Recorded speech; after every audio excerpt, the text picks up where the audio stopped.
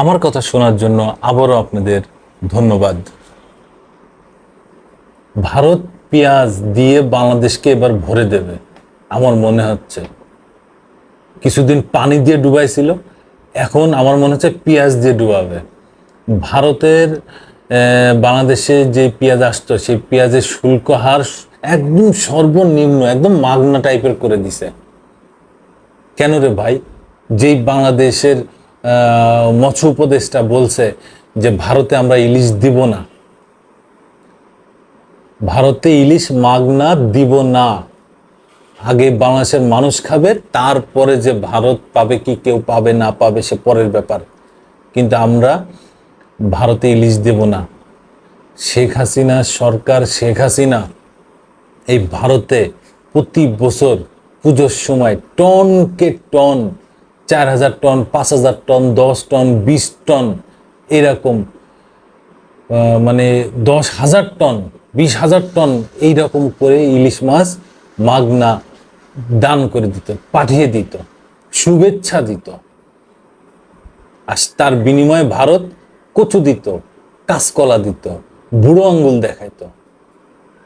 আজকে যে নতুন সরকার গঠন হয়েছে সেই সরকারের উপদেষ্টা বলছে যে ভারতকে ইলিশ মাছ দেব না, এইভাবে আমরা গিফট করব না, এমনিও দেব না, অমনিও দেব না। আর অমনি ভারত কি মনে করে পেঁয়াজটা রপ্তানি মানে শুল্ক একদম কমিয়ে দিয়েছে, একদম মানে হয়তো মাগনা যেটা বলে সেই মাগনা করে দিয়েছে, যে পেঁয়াজ এখন ভারতে শুল্ক মুক্ত হারে আসবে, তেমনই একটা ব্যবস্থা করে দিয়েছে। কেন রে ভাই? নিশ্চয়ই কোনো এখানে ডালমে কুছ কালা হয়, নয়তো আপনারা এটা করছেন কেন? কি কারণে, কিভাবে, কি কোনো একটা কারণ আছে। যেই কারণে থাকুক, আমাদের যেই তিস্তা পানির যে ন্যায্য হিস্সা এটা আমাদের দিয়ে দেন না ভাই। আপনারা তো বহুত উপকার করেছেন বাংলাদেশের এই পর্যন্ত, গত 16 বছরে আপনাদের উপকারের ঋণ আমরা ভুলতে পারবো না।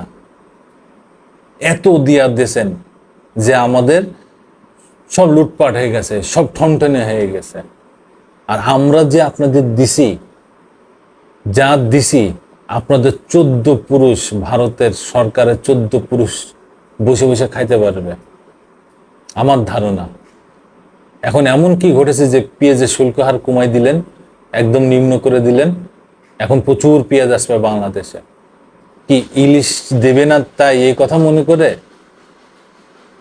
ঠিকই তো আমাদের দেশের যে প্রধান আসামি 147টার উপরে যার হত্যা মামলা, সে আসামিকে আপনারা জায়গা দিয়েছেন, সে আসামিকে বাংলাদেশে ফেরত দিয়ে দেন।